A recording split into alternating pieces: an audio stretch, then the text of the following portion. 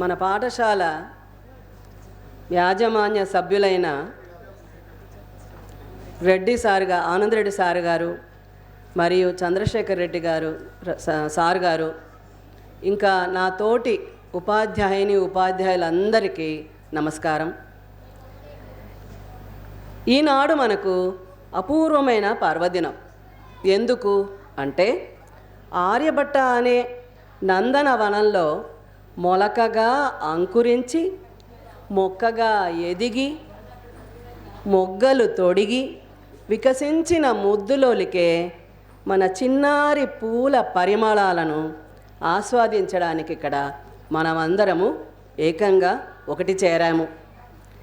ఈ పర్వదిన వేడుకను విజయవంతం చేయడానికి విచ్చేసి సభను అలంకరించిన మిత్రులందరికీ నా నమస్కారాలు మరియు స్వాగతం. మిమ్మల్ని అందరినీ ఇలా చూసి నాకెంతో ఆనందంగా ఉంది.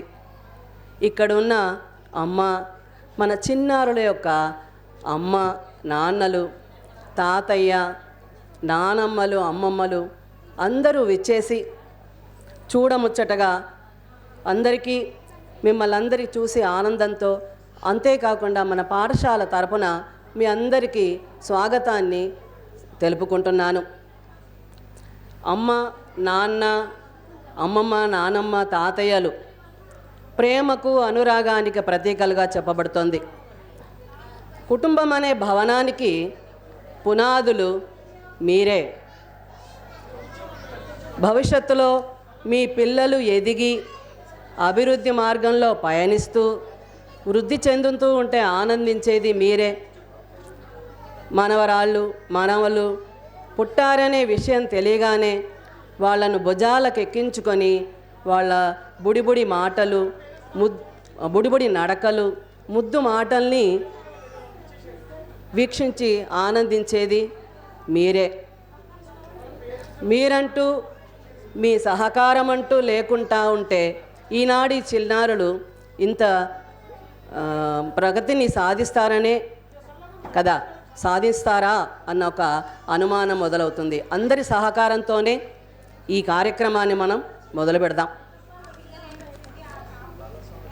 ఆ పువ్వుల్లాంటి చిన్నారులు, బుడిబుడి నడకలు, ముద్దు మాటలు, అలాంటి చిన్నారులు మన పాఠశాలలో క్రమశిక్షణతో, మంచి మంచి పద్ధతులతో ఎదిగి కిండర్ గార్డెన్ తరగతుల్లో వాళ్ళ సామర్థ్యాన్ని బట్టి వాళ్లకు ప్రశంసా పత్రాన్ని అందజేయడానికి ఈరోజు మనం ఎంతో ఆనందమైన స్థితిలో ఉన్నాం.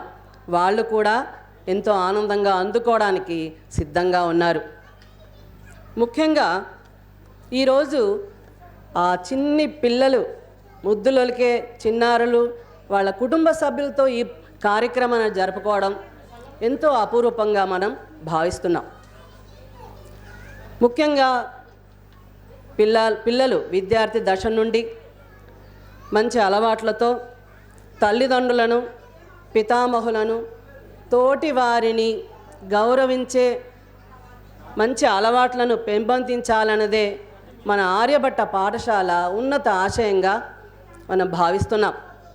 ఈ పాఠశాల ఆశయాలకు, అభివృద్ధి మార్గానికి మీరందరూ సహకరిస్తారని ఆశిస్తున్నాం కూడా.